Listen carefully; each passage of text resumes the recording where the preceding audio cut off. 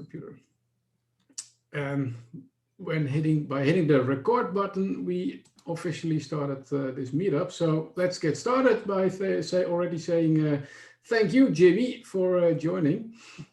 And I have to say, when I had the idea of organizing these experience interviews, you were on the top of the list, actually, because your book, 96 visualization examples, I think over the years it became much more than 96. Yeah, they've grown. What's the number right now, or what became the number? I have a list, actually. So, well, that was one of the questions, maybe. So I've gathered roughly 60, 70, 80, I don't know, more. So about 150 by now. Yeah.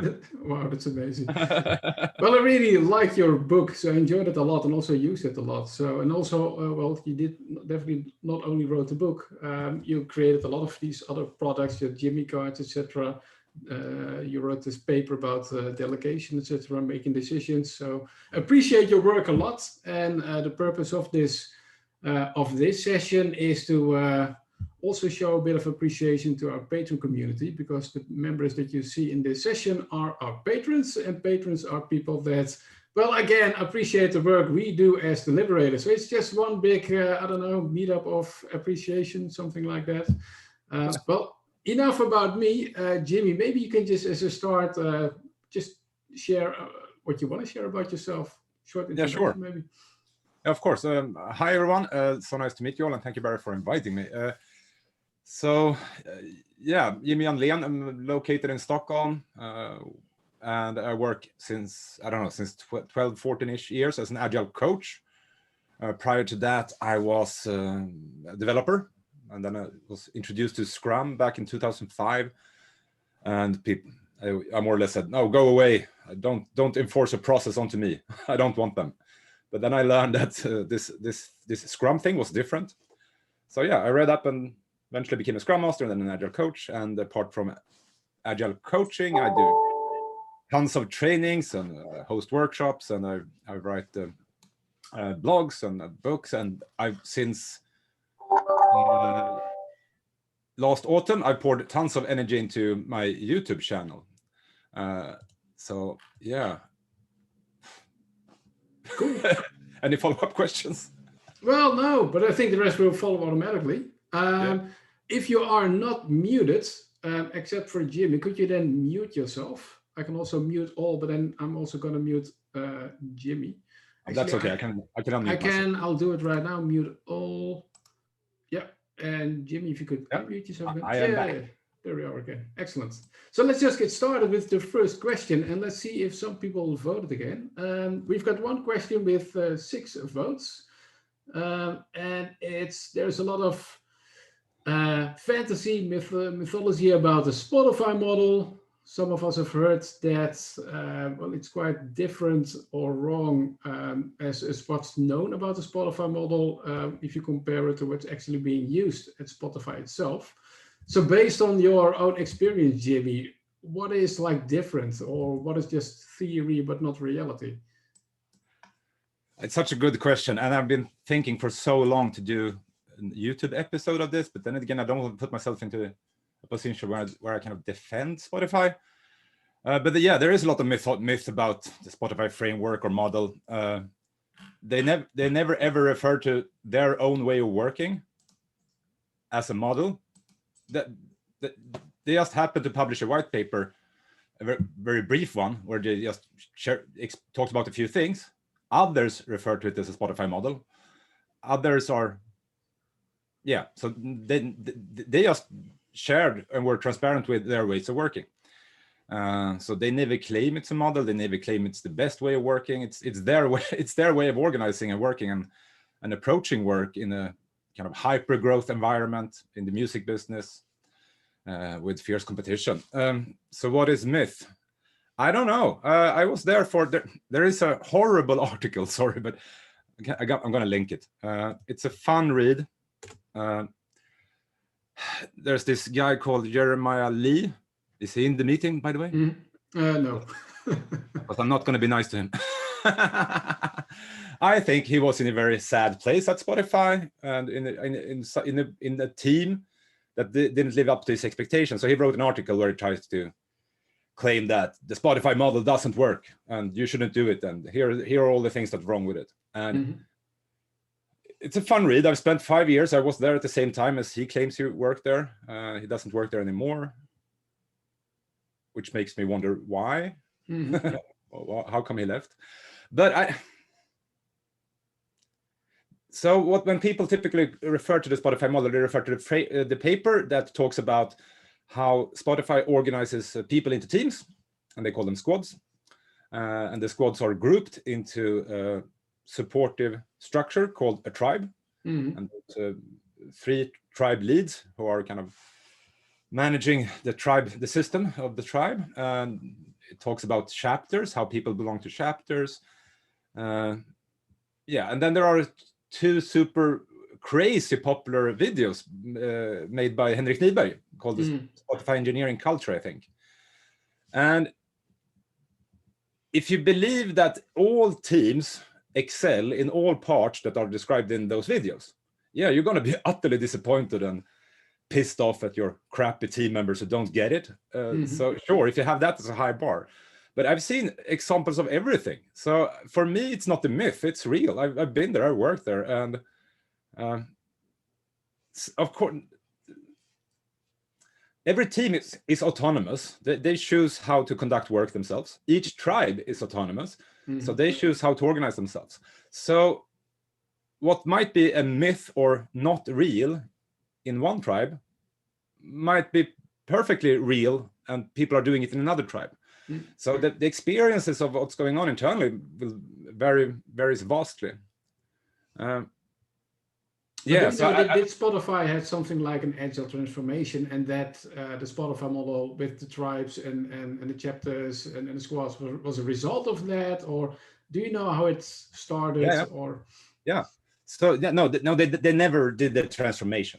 So they started as a chaotic startup, everyone working on the same thing in a rapid pace, and then they learned that, wait a second, let's group into teams and let's do.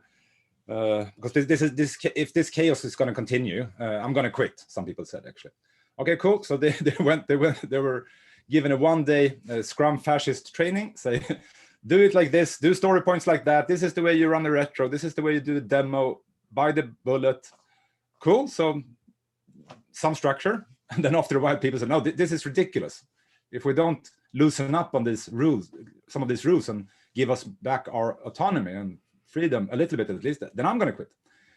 So, but later on, the teams became more and more, and then I think there were the platform team, the teams working with, I think, the server infrastructures and stuff like that.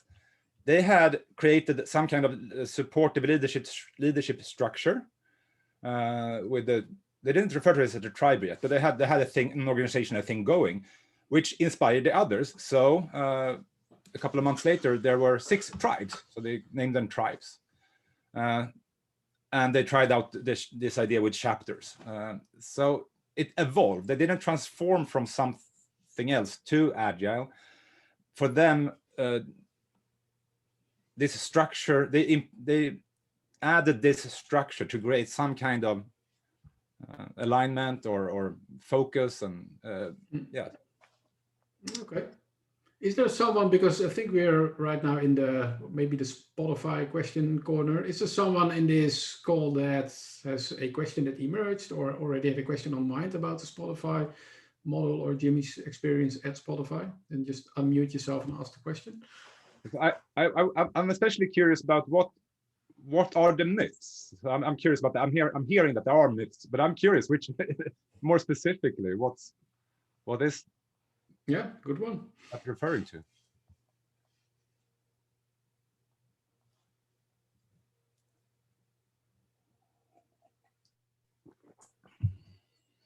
Yeah, go ahead, Francisca. Yeah, I personally wouldn't have called it myths, but what I hear or see is that people are trying to implement it in large companies and enormous companies. And what you said is that it is a model that has evolved. And the myth that I recognize is that you can use it and impose it on an existing structure. And I think that doesn't work, right?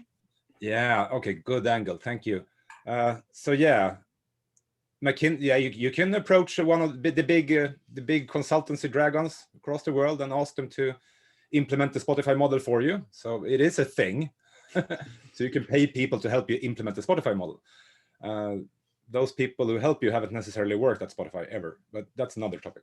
So yeah, does it work? No, not really. Well, first of all, Spotify model, which version, which year? So it keeps on evolving and changing over time as well. So which snapshot are you going to copy? Does it work to copy? No, I think it's dangerous. Just copying a framework or just implementing safe blindly, for example, without considering the people or needs of the context or the situation, just copying it up blindly. That's as risky as just copying the Spotify model. However, it has been done successfully. I think the most famous example is ING. I don't know how great it works, but they went from, I've read the retrospectives and evaluation of this whole change, and they've reached all their targets, happier employees. They had, from having a hard time recruiting, they claim that they have a long line of people who want to join them and so forth. So it has worked, surprisingly. However, I think it's a super great source for inspiration. I think they have done and tried so many great concepts and ideas and techniques and that one can pick from and try out. So definitely in that sense. So what are some just questions are emerging in my mind as well, Jimmy? So what are some of the things that you've learned at Spotify that you use still at other customers? Well, I think that was a question further down, right, as well, in the Trello board. Yeah, correct. There's so many good things. First of all, how you can institutionalize autonomy and empowerment in the system. What do I mean by that? Well, so they don't just talk about teams being autonomous and having a quite big degree of freedom on how to choose how to conduct work. They're part of planning and prioritizing and so forth. But they've also made it part of the system. So there's a very, very collaborative process around setting goals for each quarter. Actually, if you had a product owner, for example, that's very dictatorship-like, just running the show, calling the shots, deciding, not at all being inclusive or consulting or engaging the team, that would actually prevent me from getting higher salary, because in the salary review process, you are evaluated based on behaviors, not results. So I love that part. And one behavior is, well, contributing and caring and engaging. The first level is kind of contributing and engaging with the team, and then it's beyond the team and then beyond the tribe. So if my product owner stops me from engaging in the conversations, that person is limiting my salary progression. So that's going to create the healthy tension and conflict, and it's going to be addressed, right? So it's built into the system itself to empower and make sure we have a good enough level of autonomy. Everyone can't be 100% autonomous doing whatever. That doesn't work. You can't have 500 teams, or how many now are, I don't know how many teams there are, running in just random directions. So sure, of course there are boundaries, our mission and what we can do and so forth, but still. So yeah, how we actually, the power of autonomous teams, and how you can actually harness that and protect that by organizing the system itself. That's one thing. Yeah. And then there's so many small practices they do. There's one thing I always try to introduce, by the way. So they have this concept called the potluck at Spotify. It started up with just the product owner, one of the chapter leads, and the Agile Coach. They had a meeting every week, and were to discuss just how is the team doing, just caring about the team, what's their challenges, and how can we support them. because we have a little bit wider network in the organization, and we attend a few more meetings that they don't. So once a week, how is the team doing? How can we support them? And this quickly spread like wildfire. So they do a lot of this kind of, a lot of things goes viral internally. And I love that aspect. So because many teams, they don't have any problem at all, or the organization doesn't typically have any problem at all informing the team of the top priorities, on the work to do next, and telling them that you're a team, you're autonomous, but lacking a structure to meet up on their needs on the other part, from the other side. So the teams are going to have challenges. They're going to want feedback. They want guidance when they have options and so forth. So having this close, active fan club of servant leaders meeting once a week to discuss, how is the team doing? How can we support them? Not manage them. How can we support them? I love that concept. Cool. So I've moved the Spotify card to done. I think we can talk for many more hours about that, but other types of questions have been put in the Trello board as well. Barry, is there, just asking if there's a way to add the link that Jimmy posted to that done question, or close to it on Trello? About the other person that wrote an article about Spotify, you mean, Francisca? Or what link do you mean? Jimmy posted a link to the, I think it's a blog post from Jeremiah. I'll do it right away. I'll add it to the Trello boards. I apologize if anyone is offended by the picture he has on top, but yeah. I haven't seen it. It's done, and I'll also share the link to Trello in a moment. Let's go to an entirely different question, Jimmy. I'm going to move it to in progress. Yeah. It's a very broad and big question, so you can take it in any direction actually that you like. If you start in a new organization as an Agile coach, how and where do you start? Oh, wow. Observing. That's the first thing I do. So I carry around what people sometimes refer to my Jimmy's black book. So I have a black notebook, or last time it actually was pink, but whatever. And I furiously take notes. No, actually last time when I started my new company, I went around with my tablet, and I took notes all the time during meetings, just writing down what I observed, what happened, things that confused me, follow-up questions. I took photos all the time, because the first few weeks, when you have fresh eyes, that's when you see things the clearest. Because after a few months, you're starting just accepting weird things, and kind of you get blindsided. You don't see the weirdness of what people say, how they interact, or what's going on. So I start with that. So not only observing, but documenting my observations. And then later on, I try to also present back. So this is my summary. This is the way. This is what I see, but this is also mysteries for me. I wonder why these things happen, or I wonder why you keep on asking these questions in these forums, and I wonder which behaviors this system or this kind of process or meeting routine creates. So that's where I start, and then of course it depends on who am I coaching. Currently, I'm working with Kry Levy, the doctor in the app, and there I'm working with the whole R&D. So I'm jumping around between all different kinds of teams and areas and leadership groups and so forth. So there I'm very much event driven. So they reach out to me and ask for my help. But other times I might just working with a few teams, and then it's a combination, I guess. I've definitely try to involve them in trying to figure out in which direction they want to grow and what they want to become better at, either through retrospectives or other kinds of workshops. But I'm also not afraid to pursue my own beliefs. So I might believe that I think they could benefit from this or that. So sometimes I actually just do it as an experiment. Sometimes I ask or propose something. So I think it's important to alternate between having the strict coach hat where you only ask questions and make other people think, but once in a while actually taking off the coach hat and being more of a lean in driver of an idea or an experiment, not pushing, of course, but yeah. So have you also rejected offers by organizations that want to hire you, but you're like, nah, not gonna do it?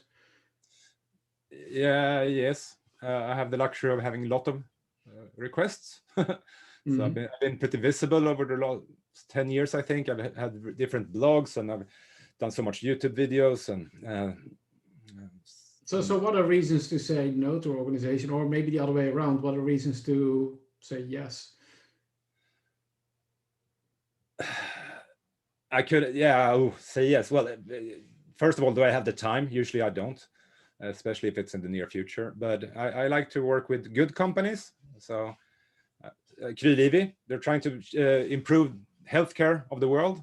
A little bit controversial maybe, because they're doing it in a new way, and that's always going to be controversial, but it's for a good cause. But I'm happy to do training for gambling companies, or I'm running a series of workshops or a training program with Betsson, for example. So I'm happy to. If you're dealing in arms or drugs, then I won't help you. But other than that, sure, I'll happily share my knowledge or ideas. But I try to choose carefully my primary client. So this question was voted by, I think, most people by now. Is there someone in this session that would like to know more about this question? So if you start in a new organization as an Agile coach, how and where do you start? I talk with a lot of people as well. I see Agile, and sorry, Agile, I know by now that I pronounce your name horribly. Sorry for that, but yeah, Agile, go ahead. Well, it's about both being in a new organization, and also more related to Kri. How is it to work on a company that is on this remote basis? Well, you have team members both remotely, and you also, majority of the operations is based in Norway, and you in Sweden. So how is it to work with culture that much alike, but yet that difference at the same time? Actually, the vast majority of operations and people are in Sweden, but that doesn't matter because everything happens remotely. So, but it's tough. I was lucky. I started in January last year, so for 3 months I worked with the people at the office. I could observe meetings. I can walk around. I can eavesdrop on stand-ups. I can feel the vibe. I can talk to people by the coffee machine and actually do coaching and seeing the bigger patterns of dysfunctions or gaps in behaviors and whatnot. Now since a year now, when we're all remote, or at least I am, I have to rely on people reaching out and asking me, Jimmy, can you facilitate a session, a retro, or a series of educational programs? Or so I can't smell where to investigate further or where to pour time into. So I have chosen to, and I've had to accept that I'm more request driven now. I'm just hoping that the people that do reach out, they are the ones I should work with, and because it's a time management as well. So it is tricky. So I feel less of a coach now. I feel more like a workshop facilitator or a meeting host, and sometimes an educational teacher as well. But it's okay. But I'm slowly going insane as anyone else from this corona shit. Francesca, go ahead. Yes, I really like the way you described that you basically, that the first thing you start with is go and observe, and then you go, have the coaching attitude of asking questions. And question was very good. How does the current situation affect that? And you described it a little bit. Do you get the impression that it is generally very accepted that you are an observer and a coach, or is the expectation very often more like, okay, he's come here as an advisor and he should do something? Yeah, I'm a little bit of a coward or picky, so I tend to choose to work with companies that already are agile. They don't need an agile evangelist or someone showing them how to do Teams or Scrum. So I'm so grateful that there are so many other people pouring energy into that and helping those companies transform. But by the end of the road, when you have teams and you have kind of flipped the organization around from being a top-down hierarchical into a supportive organization, you're going to have a new set of problems. It's not going to be happy, candy, dandy, everything works smooth. No, you're going to now the emphasis is on people and interactions. And that's equally tricky. So my last 3-4 big engagement, they have already had that attitude, welcoming, open-minded. So yeah, no, it hasn't been terrifying, but I've been in other situations where I was working in a transformation, the really super aggressive one in New Zealand, actually, at one of the banks. They were not used to this. They felt as a threat almost, as if I were there to evaluate them and that they will be punished or rewarded somehow afterwards. So yeah, that was a lot trickier to navigate in. But yeah, if I notice that when I have a conversation with a client that they want me to fix something or implement something, or yeah, that team over there isn't working, can you fix them? And they want, yeah, then that's typically a warning sign for me. If possible, I want to coach that person so he or she can help the team. But yeah. Did it even answer your question? It felt like I were all over the place. Cool. I see 2 more raised their hands. Yeah, I think we have time for that. Yep. Marcus, you want to share your question? You're muted still, by the way, Troy. So thank you. My question depends on the question answered before. How do you get people in problematic areas of the company to trust you as an observer? How get you input from teams which don't have a good standing in the organization, of teams where perhaps are known problems or something like this? How do you gather trust? Great question. Oh, I think I have 2 approaches. One thing, creating awareness of what I'm doing and what I stand and what I represent, and I do that by maybe inviting to kind of big seminars. So having a agile intro or sharing my observations, just introducing me and declaring my beliefs. Hopefully, they then learn that, in what ways I'm trying to help. The other thing is I guess time, spending time with them, and through my words and actions prove that I don't have a hidden agenda. I'm not here to reach a goal of mine. I am there to offer my services as a experienced agile person, as a workshop facilitator or a conflict negotiator. I am there to help you. You're not here. I'm not here. You're not here to make me look good, or So, and that of course takes time. That can take a lot of time. I worked with one team where the leader of that team behaved like a manager of the people instead of a servant leader inviting and being inclusive. So I think I spent half a year with him, just becoming friends, gaining his trust, listening to his perspective and his challenges and his frustrations. And once we actually had an honest dialogue, then I started to sharing my observations and my thoughts. And have you considered that when you say and do these things, this has the following impact? So that took a lot of time. So I realized that I want to help this team and everyone in the team, including that product owner or the team lead. So yeah, I pretty early on decided I have to take on this strategy and spend the time, so that he learns that I'm there for them, not to reach an agenda of mine. Cool. Thanks, Jimmy. Good question. Tricky. Yeah, some very good questions. Yeah, Dilmar, you raised your hands as well. Hi, everybody. Apologies for my poor English, but I like to ask Jimmy. In your opinion, how can an agile coach can prove be worthy for a company? Because sometimes a lot of companies, they ask me this question, asking something like, why I'm going to hire you if I already have a Scrum Master running agile team. So I like to hear from you. Thank you. Yeah, thank you for that one.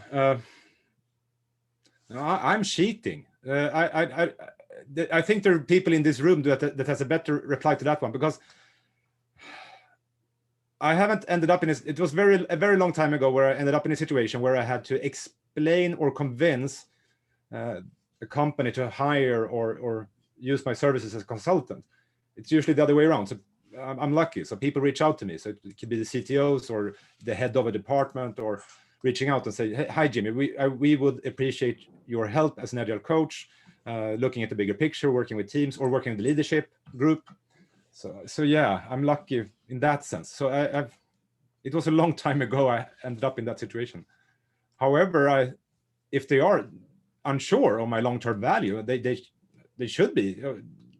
I try to have in the contract that whenever they are happy and want to move on from me, let me go. It's 1 day notice. Just let me know 1 day in advance, and yeah, we'll celebrate and go separate ways. However, if I choose to stop, it's 1 month. So that way I know that for every day my key works in the door, I'm valued. So because they can choose every single day to stop the contract.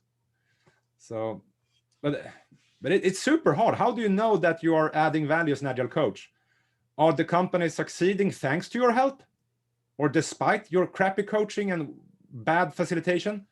So I don't know. The only way is, do people tend to reach out to me, ask for help?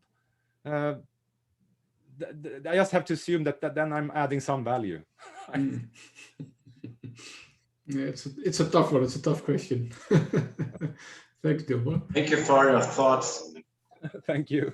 So let's go to an entirely different question. It's the entrepreneurial question. Oh. It's quite a long one, but it's let me read it. It's what made you decide to become an entrepreneur, and what is the added value of having your own company compared to being part of an organization, which in your case was Crisp? Yeah. And what's the added value for yourself or others who are considering similar steps? Oh, I love this one. So a long time ago, 10 years ago-ish, I was I've always been a consultant my whole life. So that's all I know. However, for the my first 12 years-ish, I was an employee of Capgemini Society. And the last 2 or 3 years, I was even a manager. So I was the hiring manager of 25-ish people. But I decided to leave that and do my own thing, because at that point in time, they didn't get the value of Agile, or they didn't know how to sell a Scrum Master and Agile Coach. So yeah, I didn't get the fun assignments I wanted. So I left, and then I joined Crisp. And this was the single best decision for me ever in my life, work related, to start my own business, becoming my own boss. I didn't have a manager who I had to ask permission for vacations or trainings or what to work on. And I didn't have employees to be the manager of either. So that was so liberating. But I moved to joined Crisp as a member of Crisp. And so I got a community or a family. So can you tell a bit more about Crisp? I'm not sure if everyone is familiar with Crisp and the concept, etc. Yeah, it's a cooperation, I guess. So you pay a membership fee to be a member of Crisp, and Crisp has an office, so you can use that one for trainings. There Crisp has a lot of internal conferences, a lot of social activities, but it's very loosely coupled. So yeah, it's a community of peers. So it's someone called it a runtime system for consultants, independent consultants. So there's no managers at Crisp. There is a steering board, of course, because legally you have to have that as a company in Sweden. But they make all decisions together, major ones on conferences together, using a lot of ideas from sociocracy, for example.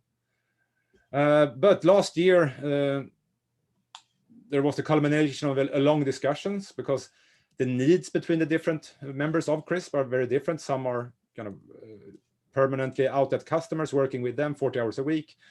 Others are like me, all over the place doing training. So the need of the services and the willingness, or the acceptable level of how much it should cost to be a member of Crisp varied a lot. So there was, after some really long and tough discussions, good ones, it was decided that the majority wanted to slim it down. So they're gonna kind of, if people wanted the office, that they have to create a group for that and co-fund it together. And they removed a lot of, there were 2 employees working with administration and supporting teachers and classes and whatnot. So they got terminated. And I didn't believe in that path. I wanted to go the other way. I wanted actually to strengthen the organization of Crisp. And I would happily kind of increase my fee to get even more kinds of services. So, yeah. You know, it's interesting, Jimmy. I'm not sure if you're aware of that, but I just published the link in the chat. Crisp has also published its DNA, I think a couple of years ago already. Yeah. And it's similar to the Spotify model, that I know quite a lot of companies that have started sort of like this Crisp idea organization using the Crisp DNA. Yeah. So that's also not like evolving it themselves, but just using the DNA of another company and inject it in the company that they have in mind. Yeah, no, it's a great read, great inspirational. But it's not 100% true. It's 90-ish% true. This is written by 2 or 3 people mainly, and I think at the moment in time when it was written, I think it fairly depicted actually how everything worked. But everything keeps on evolving, right? So yeah. So then I decided to go after that shift internally at Crisp. I decided to go totally on my own, and I thought I would be lonely, missing my friends at Crisp. But actually, I've gotten to know so many great people through the YouTube. So I've kind of created my own community with guests and people contributing. So Crisp doesn't exist anymore now? No, it does. It does. It does. But it's much smaller than what it was. Yeah, the organizational layer. So the service you get. So the number of people, I think, is roughly the same. But in terms of...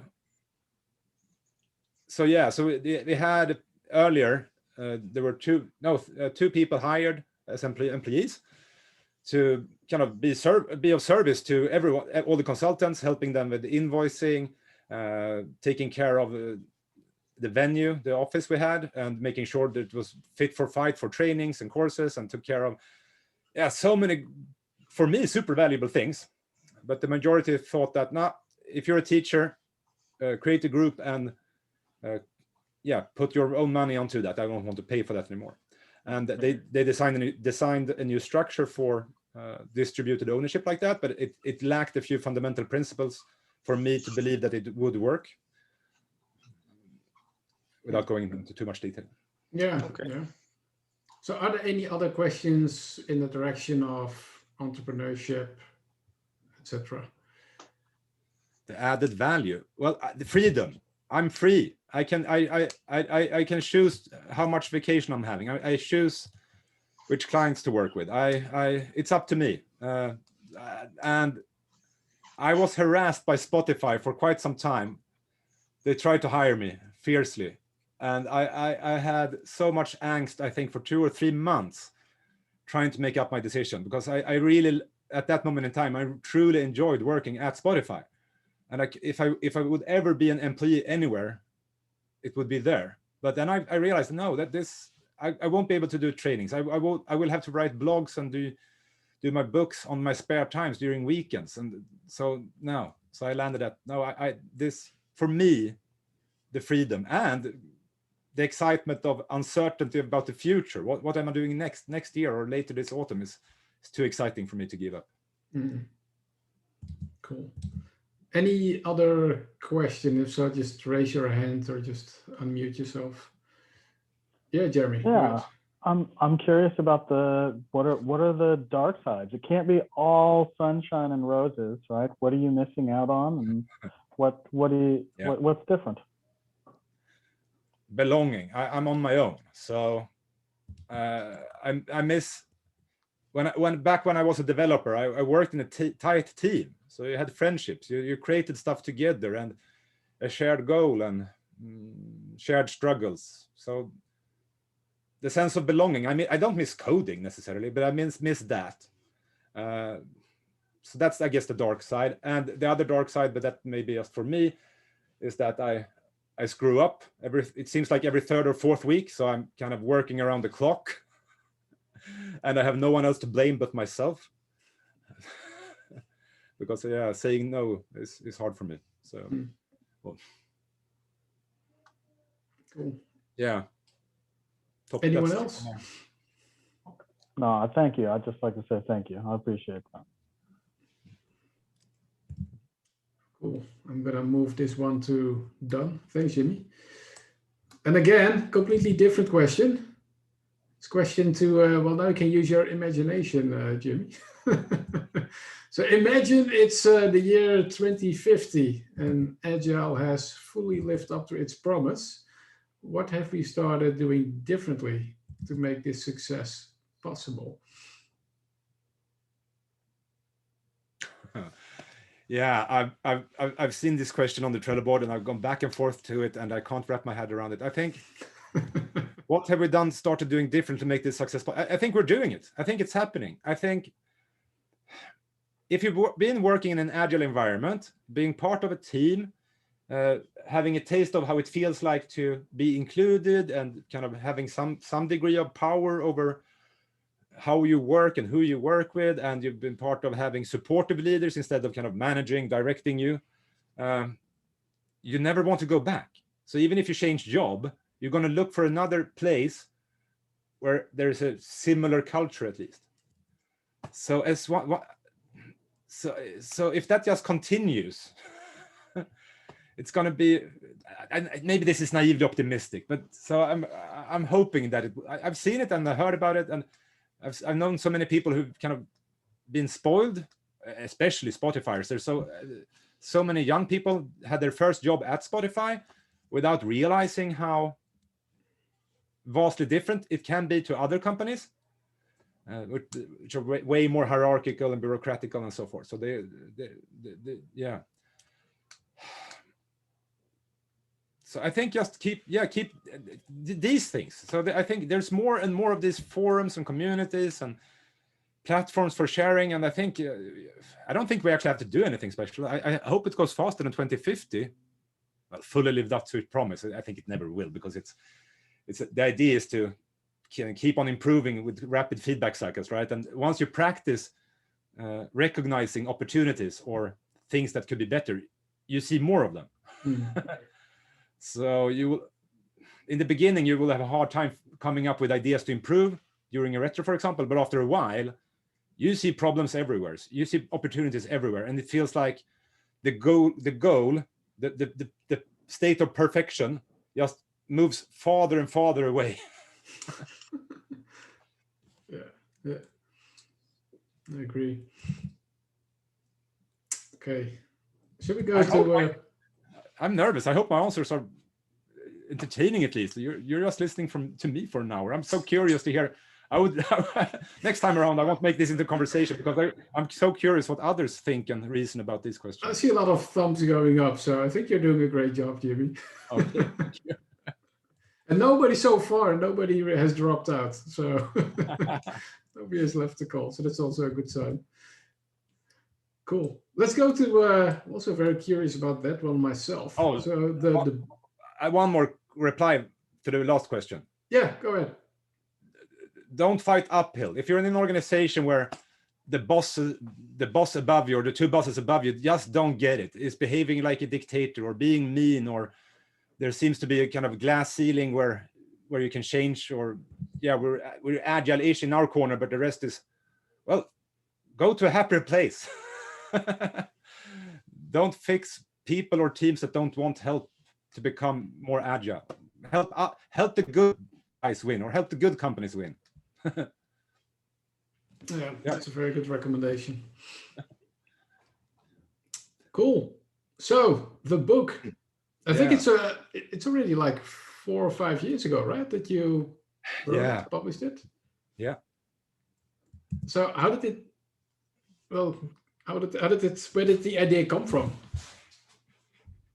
How did it evolve? I've been collecting for many years. I work collecting visualizations I saw. So whenever I walked around and I saw some cool whiteboard with fun stuff happening, I just asked people, "Whoa, what's going on here? Explain it to me, please." And then I took a photo. So I had hundreds and hundreds of pictures of whiteboards with Post-its that visualize different things. And then I started to do, I think I did a seminar where I just talking about visualization, and I showed these pictures and I explained them. And I think it was during one of these seminars, it just became obvious for me afterwards, wait a second, I have a book here. I can just go, I would love to have this thing that could fit in my pocket, and I can just scroll through and suggest to teams, oh, have you tried this one? So it was an inspirational in the moment, I guess. And when I told my colleagues at CRISP about my idea, the initial reaction was, they were pissed off. But what? Oh, damn it, why didn't I think of this? This is such a brilliant and simple idea. It's not complicated. It's not a complicated, long explanation of a model or a theory. It's just a picture and a brief explanation. Easy to write, and it's going to be super popular. Damn it. So, yeah. And then I wrote it online as well. So that helped to kind of keep me going. So I got a lot of feedback and suggestions and help with copywriting and grammar. So I think you actually wrote it in Google Docs, right? Yeah. Or something like that. People could give feedback. And yeah. Is there someone in this call that used his book or used an illustration or visualization in his book? Would be very awkward. It's like no one knows the book. Beatrice, you've used it. Can you maybe share what you've used? Do you still remember that? I think everyone has used some of your advice without knowing, like the icon that you can, motivate your team member to use in Youre, for example. So yeah, let's personalize this kind of stuff. So many examples, but I don't have that in my mind. But yeah, so I use it since I think one of the first version was 76. Or something like that, and then I saw number growing, and when I saw the session today, I was like, yeah, I want to do the meetup. So thank you for that. I'm sorry because I don't have all the examples in my mind, but yeah, this one, the icon was obviously one of the first. Yeah. Personally, I've used the dependency spider a lot. I think it's the dependency spider you call it, right? Yeah. Spider. Yeah. That's a very good one. And what I like about it is that what I always try to use in my own assignments is just to create transparency about what's going on. And I think many of these visualization examples just help you create transparency about something, about dependencies, about team happiness, team morale, and so they were very helpful to achieve that purpose. There was a question, any new products to expect from you? Yeah, I'm collecting a list of new visualization thingies, and they're going to be more focused on maybe a little bit more on cross team collaboration and alignment and transparency, a little bit zooming out, but it's currently just a list. So it will take a while. Cool.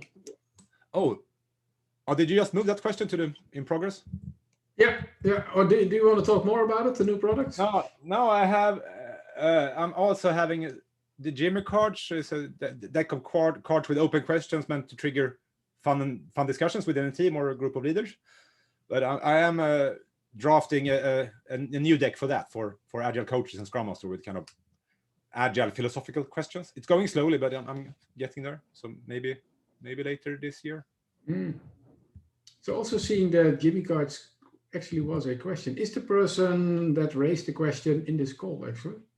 Maybe he or she can just explain or share the question, him or herself.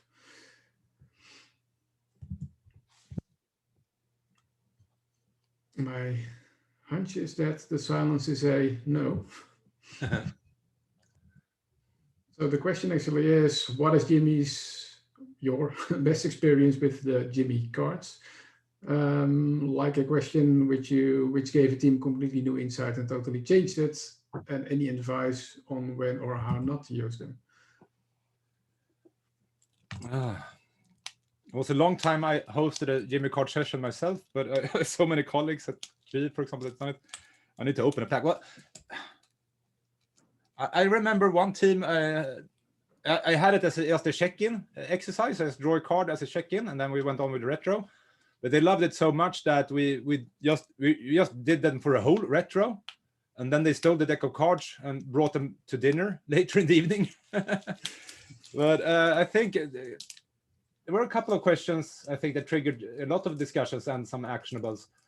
So, for example, if you could define technical depth, if that was if you could measure, if it was possible to measure technical depth, what would the unit be? Would it be a percentage, kilograms, money, time? What would the unit be? And that triggered some great discussions. Another provocative one is maybe, why are there so many of you in the team? What do you mean? Yeah, well, can't you be less? Or and that triggered some good reflections as well. By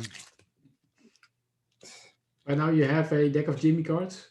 Yeah, I have to pull up a look and see which one.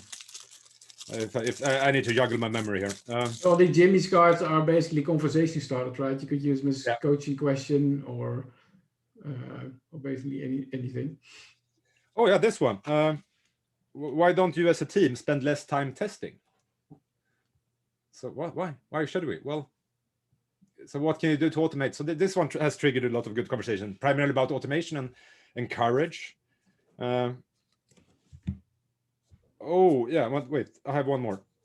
If you could live inside, if you could live inside a system or a component for a day to understand how it works, where would you live?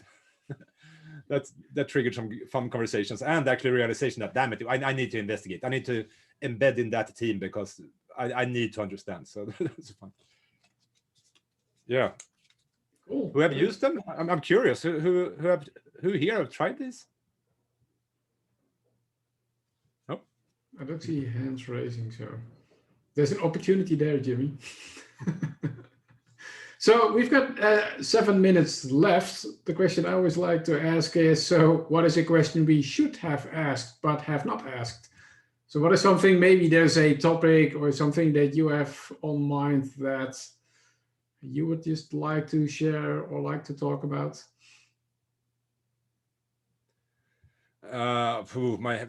My head is almost all the time on my YouTube channel, so I spend a lot of time on that. Inviting guests, editing, recording, and I am getting close to 1,000 subscribers. So if anyone here by accident would like to kind of navigate to the Agile with Jimmy YouTube show and click that subscribe button, I might reach that 1,000 marker. Oh, the link is, I think the link is shared, or a link. Are there any remaining questions that you have for Jimmy? I mean, this is your opportunity. So Max raised his hand. I'm not sure if it's, yeah, Max, go ahead. Hello, yes. So I just have a quick question as to the Agile coaching part. So I'm an Agile coach as well, but quite junior one.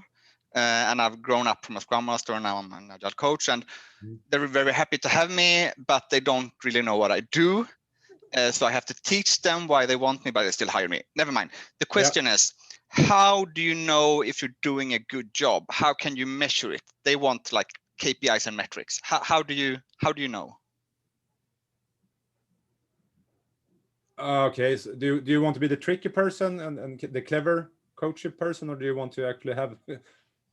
You can ask the same to the manager. Well, maybe if you show me your metrics, you might help me figure out how I can describe mine. So where can I find your metrics you are measuring yourself by? That might inspire and help me. That's one way to be. But yeah, that's maybe not so constructive. And then you're out. then you're out. Yeah. No, I it's so hard. I don't think it's possible.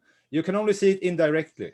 If you do some kind of team health check, maybe, and then if the team becomes healthier and happier over time, maybe that's thanks to you. But then again, it might be despite of you. They might have extra meetings once you've left just to fix things. You don't know. So yeah, do they seem to over time become happier, more productive, creating more value? So reaching their business goals or having their business impact. And as I mentioned earlier, the way I at least evaluates whether or not I'm appreciated is do people reach out? Do people come back after I've done a coaching session or facilitation, or do they come back and ask for more help? That's the closest thing I have to. Yeah. Thank you. Francisca? Yes, I was just wondering, to both of you, Max and Jimmy, do you think it would be a way to just return the question and ask what result would you like to see, or how would you notice that I am making a positive impact here? Yeah, that's a really good way. I know, I like that. Yeah, for example, so if you would 6 months from now decide whether or not to prolong my contract, for example, what will you base your decision on in the future? That's a good angle. I like it. That's a very good one. I'm happy that we recorded it. Don't forget it either. Yeah. So what else? Is there anyone else that has a question or a thought he or she would like to share? Yeah, Marcus? So I have one more question about the Spotify model, because there is some criticism which is saying it's just a classic matrix organization in its structure, because you have the chapters and the guilds. And I recently left a company where they were big fans of the Spotify model, and they had a lot of meetings and a lot of overhead in coordinating front and back end groups of knowledge. And what would you recommend as a lightweight alternative to this? Yeah. Perhaps if you are starting up a company and are not in a big transformation process. Yeah, I know that it on the cover of the white paper where they have this picture of the squads and the chapters. Yeah, it looks like a matrix, right? Yeah. So I'm sad that was the image that got burnt into people, because the way I see it, it's not a matrix organization, it's a supportive organization. That's the way I see it. So if anything, I would love to have the front cover of that white paper instead be circles representing teams with arrows of collaboration and dependencies, a need for alignment and sharing. However, to help the squads and the people in them do a great job and grow in their masteries and skill, there are organizational units, such as a chapter or the product owner or the tribe lead. And when you draw that organizational supportive structure, it looks like a matrix, sadly. But I wouldn't so much focus on the chapter part of it. What I would focus on is to create teams with a clear mission towards a user, a person, preferably end-to-end, and they're cross-functional enough so they're not depending on others, especially not having handover. So we have the back-end team handing over work to the front-end team, handing over work to the people who deploy it. No. And then I would create, make sure to have a kind of an organizational structure around that, supporting the team. So for example, I would group 3, 4, 5 teams into one unit or area or tribe, whatever you call it, and have the leaders close and active to the teams. I wouldn't have, and having all reporting lines converge at the area lead or head of, because that's a self-sustained supportive unit, and then create habits, processes, meetings, forums to make sure that we have cross-team sharing, cross-team alignment, the potluck example I gave earlier. So I would, yeah, that's would be my advice. I wouldn't stare blindly at this chapter matrix thingy. So it's like a scrum of scrums or something like this, more loose and I think you need many structure based on forums. needs. Yeah. Okay. Yeah. So you probably need a recurring forum for where teams negotiate and prioritize and align. You might need another forum where you share news and demos. You might need another forum, a recurring meeting to share knowledge and transfer ideas. So I think yeah. And now we're out of time. Thank you. Great. So also, thank you. Would like to respect the 1 hour time box that we agreed upon, Jimmy, also for you as well. We will stick around for another 20 or 30 minutes to just debrief together. So to give people the opportunity to share insights, etc. And we discuss ideas that emerged while you were sharing your lessons learned. I would like to really thank you, Jimmy, for spending 1 hour with us and sharing your experiences. Based on what I'm seeing in the chat, people really appreciate the session. And it would be awesome as a way of showing appreciation to Jimmy to sign up for his video channel. It would be awesome if he can reach the 1K number by the end of this session. Anything, Jimmy, you would like to share as a closing note? No, yes, thank you. I had tons of fun, and I hope you value this hour enough to have that you enjoyed it. So no, thank you for inviting me. This was super fun. Nice to meet you all. And also thanks for joining our Patreon community. So awesome. So this is the moment where we're going to wave, and if you want to stick around, then feel free to stick around. So bye everyone. See you next time, Jimmy. Bye bye. Yeah.